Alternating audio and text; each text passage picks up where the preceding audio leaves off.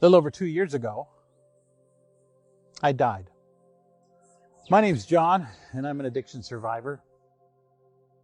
You might wonder what an addiction survivor is. And we'll get to that here in a little bit. For 11 years of my life, I was a drug addict. I was taking approximately 600 pills a month. You know, one day my son, out of the blue, walks up to me. And he says, "You're not my dad. I don't like what the drugs are doing to you. I want my dad back."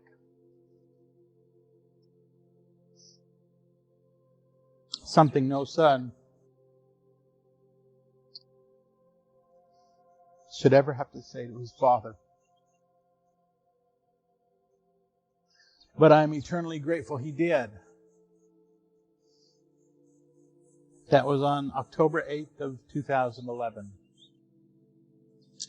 That was the last day I used anything. I find it interesting that it was my son that came to me. I think about God and how He sent His Son to us. And then I think about God and how He sent my son to me. You know, everybody talks about a rock bottom. I remember the night I hit rock bottom. On that night, I threw my daughter and her husband and my brand new grandbaby out of my house. Told them I never wanted to see them again. The next day, they moved 1,000 miles away. But that sweet little girl of mine,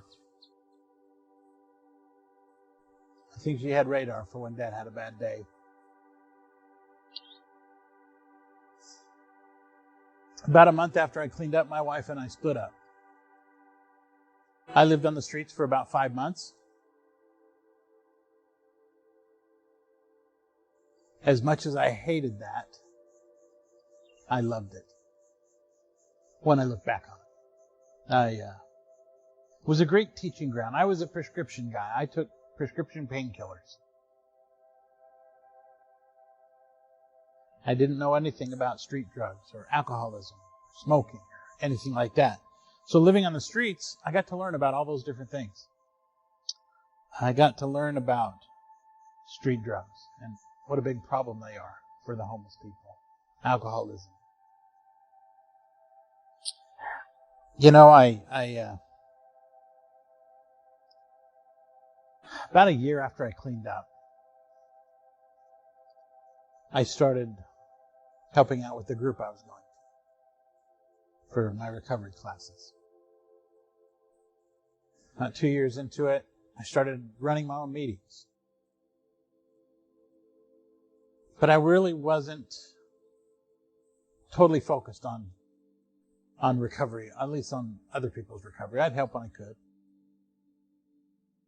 A little over 2 years ago, I died.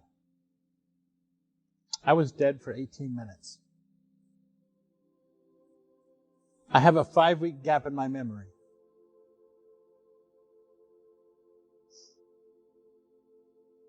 The only thing I can remember from that is a conversation I had with God. I found myself sitting in a room, and nothing special about the room, just a room. I didn't go towards the light or anything like that.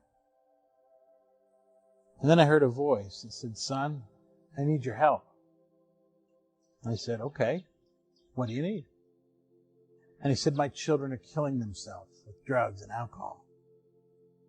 You walked the road for 11 years and came out good on the other side." And then I learned he had a bit of a sense of humor. He said, "You're welcome, by the way." I just kind of giggled. And he said, "I need you to be my guy. I need you to go down there and open your mouth to everybody that'll listen and everybody that won't, because they'll listen to you."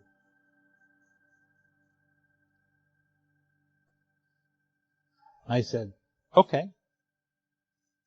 But I spent about 5 weeks in the hospital, and that's the only thing I can remember from being in the hospital. So now, I spend a lot of time helping folks in recovery. I don't call myself a recovering addict. I call myself an addiction survivor. Addiction is a disease. You need to understand that addiction is a disease. And I got it. I contracted the disease. Then I fought it, and I beat it, and I live in a way that I won't ever let it happen again. I'm a survivor. Anybody can be a survivor. You just got to want it bad enough. I am so grateful to my Father in heaven for showing compassion to me, for lifting me up out of the gutters,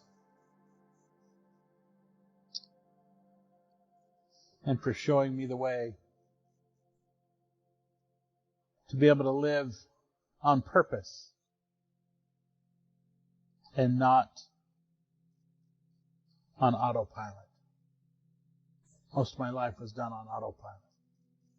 Now I live on purpose. I have the most beautiful woman in the world that I call my wife. It was a new world for her, living with an ex-addict. She helps me in our recovery process with other people, and I'm grateful for that.